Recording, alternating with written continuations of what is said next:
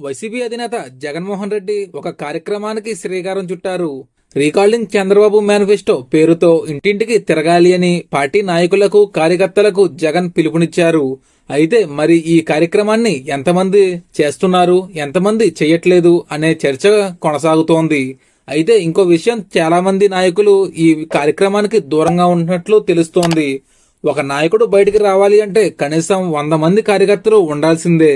అలా లేకపోతే వాళ్ళ పని అయిపోయిందని, వీళ్ళని ఎవరూ పట్టించుకోవట్లేదు అన్న మాటలు పడాల్సిందే.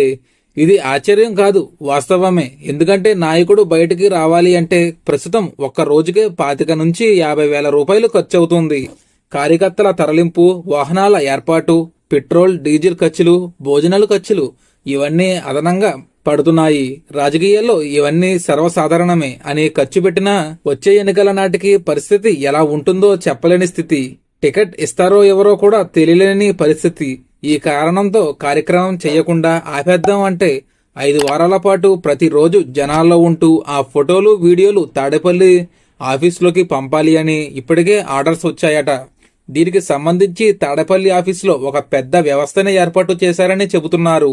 మరి చూడాలి ఏం జరుగుతుందో అని. ఇది ఫ్రెండ్స్ ఈరోజు వీడియో. ఇటువంటి మరిన్ని వీడియోస్ కోసం మన ఛానల్ ని సబ్స్క్రైబ్ చేసుకోండి. Thank you friends.